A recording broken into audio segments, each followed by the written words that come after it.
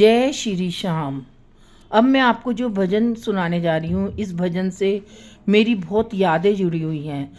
और ये भजन मैंने नंदू भैया जी के साथ जागेश्वर धाम में महामृत्युंजय के सामने बैठ के गाया था। और भैया जी के साथ एक कीर्तन में भैया जी के साथ गाया हुआ भजन है, जो कि मुझे अपने आप ही मिला था और अपने आप ही मैंने इस भजन को पाया।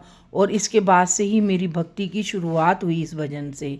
तो मैं आज आपको ये भजन आपके सामने प्रस्तुत करना चाहती हूँ।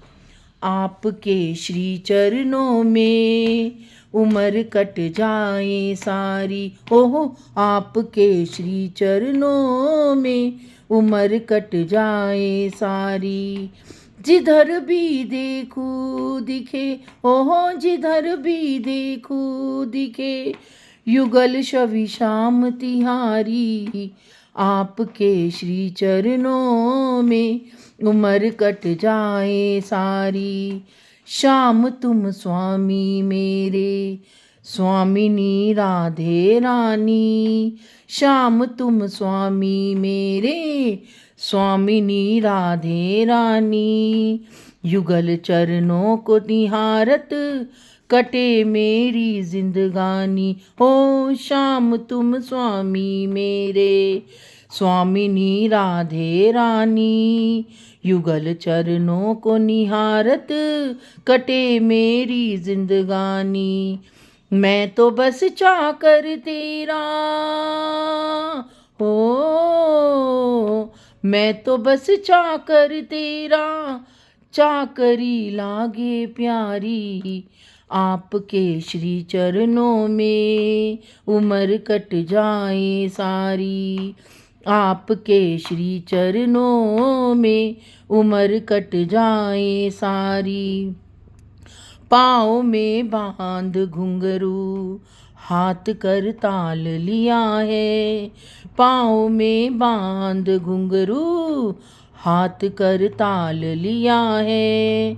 नैनों में छवि बसाकर तुम्हें ही याद किया है। हो पाँव में बांध घुंघरू, हाथ कर ताल लिया है। नैनों में छवि बसाकर तुम्हें ही याद किया है। नाचू कीर्तन में तेरे, हो नाचू कीर्तन में तेरे, नाचू ये मीरा प्यारी। आपके श्री चरणों में उम्र कट जाए सारी। आपके श्री चरणों में उम्र कट जाए सारी। जिधर भी देखूं दिखे, ओहो जिधर भी देखूं दिखे, युगल छवि श्याम तिहारी। आपके श्री चरणों में उम्र कट जाए सारी। ओ गोविंदा गोपाला कानुड़ा मनमोहना। ओ गोविंदा गोपाला कानुड़ा मनमोहना। बताओ कब हूँ मिलोगे हमसे ए गिरवरधारी। बताओ कब हूँ मिलोगे हमसे ए गिरवरधारी। हम तेरे दर्श दीवाने, दर्श दे दो गिरधारी। हो बताओ कब हूँ मिलोगे हमसे ए गिरवरधारी। हम तेरे दर्श दीवाने, दर्श दे दो बनवारी। बिता देंगे हम जीवन, हो बिता देंगे हम जीवन, लेके एक आस तिहारी। आपके श्री चरणों में उम्र कट जाए सारी। दूर अब तुमसे रहना नहीं मंजूर है हमको। दूर अब तुमसे रहना नहीं है हमको पास तुम्हें आना पड़ेगा, सुन लो ए प्यारे तुमको हो, दूर अब तुमसे रहना नहीं मंजूर है मुझको। पास तुम्हें रहना पड़ेगा, सुन लो ए प्यारे तुमको। नंदू दिलदार दिलों पर हो, नंदू दिलदार दिलों पर लगी है छाप तुम्हारी, आपके श्री चरणों में उम्र कट जाए सारी, आपके श्री चरणों में उम्र कट जाए सारी। जिधर भी देखूं दिखे, ओहो जिधर भी देखूं दिखे, युगल छवि श्याम तिहारी, आपके श्री चरणों में उम्र कट जाए सारी। बोलो जय श्री श्याम, जय श्री श्याम।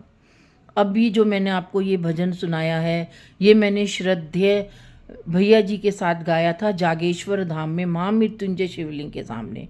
फिर मैंने हमारे हल्द्वानी में भैया जी का कीर्तन समारोह था, तो भी मैंने उनके साथ ये भजन गाया। तो इसी भजन से मेरी भक्ति बहुत जुड़ी हुई है, और मेरी भक्ति की शुरुआत भी इसी भजन से ज़्यादा हुई है।